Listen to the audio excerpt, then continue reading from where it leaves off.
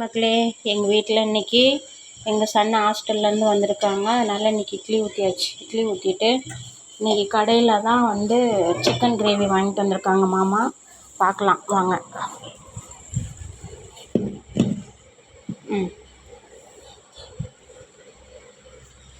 என்னென்ன மாமா வாங்கிட்டு வந்தீங்க? ஹாய் மக்களே, பையன் போன வாரம் வரலைங்க வீட்டுக்கு. உங்களுக்கே தெரியும், நாங்கள் வீடியோவில் போட்டிருந்தோம். இந்த வாரம் சன்னு வந்திருக்கிறாருங்க. அதுக்காக மட்டன் கிரேவி. மட்டன்? ஆமாங்க, மட்டன் கிரேவிங்க. இது நாட்டுக்கோழி கிரேவி. இது ஆட்டுக்கால் சூப்பு. இது சிக்கன் குருமாங்க.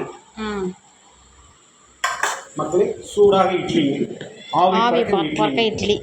வாங்க மக்களே, அனைவரும் சாப்பிட்லாங்க.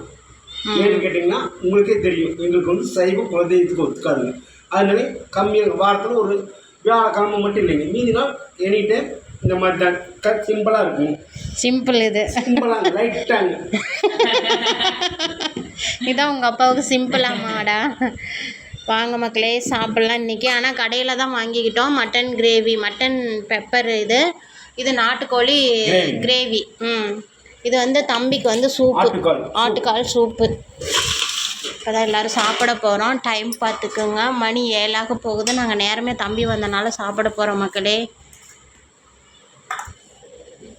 கொடுங்க, எனக்கு 3 இட்லி மட்டும் தம்பிக்கு போட்டு கொடுங்க. மக்களே, சுடதான் செய்யும். போதும் போதும்.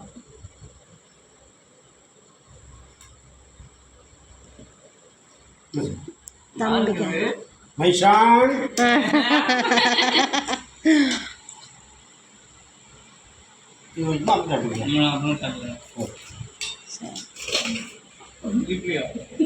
சாப்பிடு. 5 இட்லினா வளர்ற பையன்லாம் சாப்பிட்டு தான் ஆகணும். குண்டாவு, வளர வேணாம். பனை மரத்தில் பாதி தான் இருக்கிற நீ. போதும், தேங்க்யூ.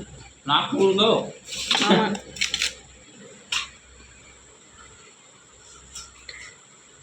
கல்யாண சமையல் சாதம், காய்கறிகளும் பிரமாதம், அது கௌரவ பிரசாதம், இதுவே எனக்கு போதும்.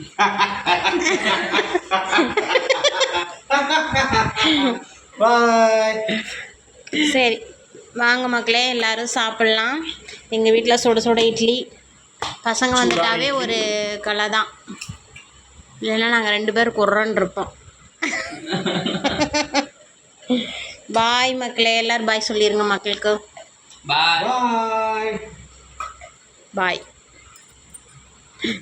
ஆமாடா, விடுத சொல்லுவேன். அப்போ என்ன பண்ணுறது? பாய் பாய். பாய்.